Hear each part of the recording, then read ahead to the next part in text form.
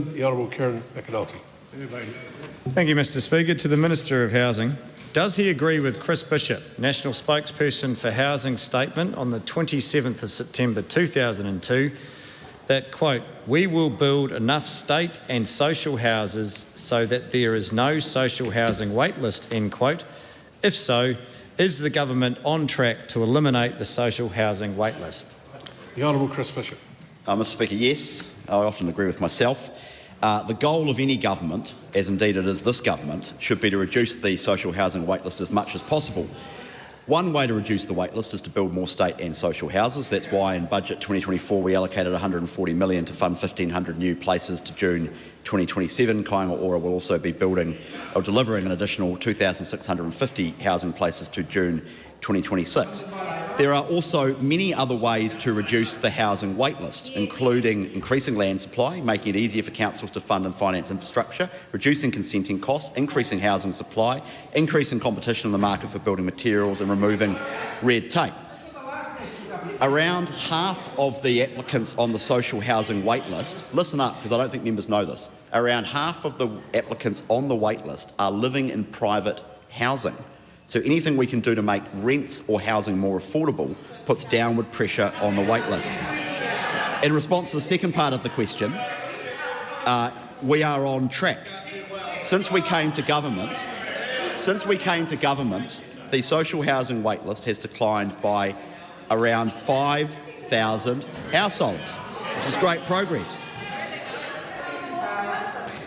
If it was the case that simply handing billions of dollars to Kāinga Ora was a way to reduce the waitlist, we would have seen better results over the last 6 years. Despite record debt by Kāinga Ora and billions of dollars given to the organisation, the social housing waitlist quadrupled. Supplementary. Supplementary, Honourable Kieran McAnulty.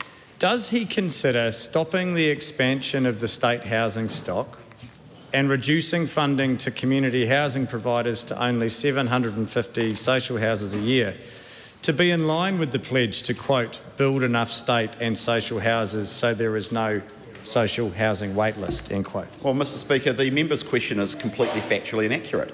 We have funded more social houses than the last government did. For example, the Kāinga Ora and social housing build program stopped as per the settings left by the last government's budget in May 2023. There were no social housing places funded beyond June 2025. It was a fiscal cliff bequeathed to us by the last government. So the member's assertion that we have reduced social housing funding is in fact completely inaccurate. The truth is the opposite. We have increased it. Supplementary. One more here, sorry.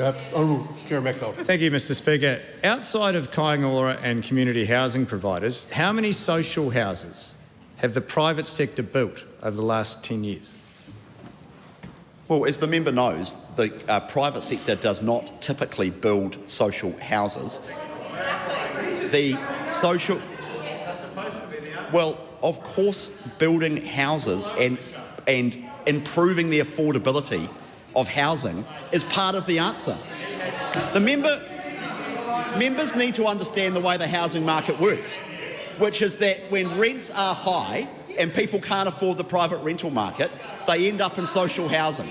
So all of the things the government is doing around freeing up land and making it easier for builders to build will help our housing market at every section, from first home buyers, from people moving houses, from people in social housing, and people who might otherwise need a social house.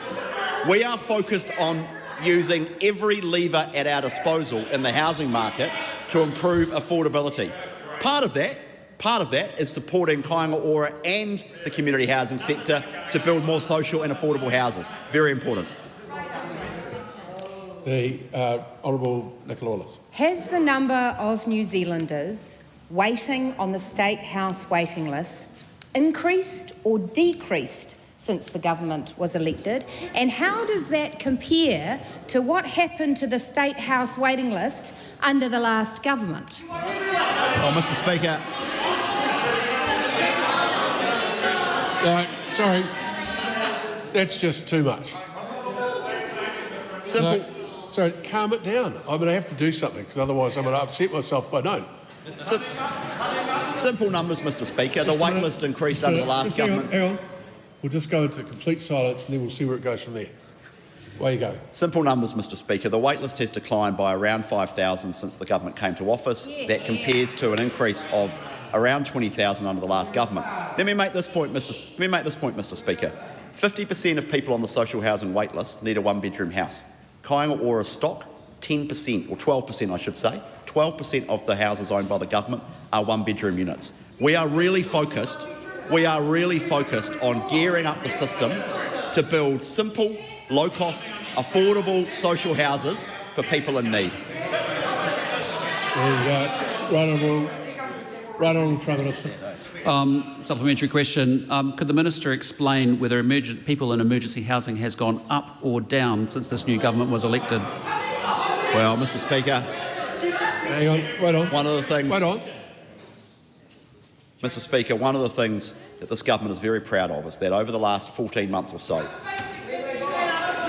around 1,900 children, emergency housing motels have been moved into social and affordable housing.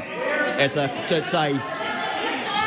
a totemic achievement, and the government is very proud of the fact that there are thousands of children now living in social houses who were previously living in cold, dark, dank motels. And that is the legacy bequeathed to us by the outgoing government.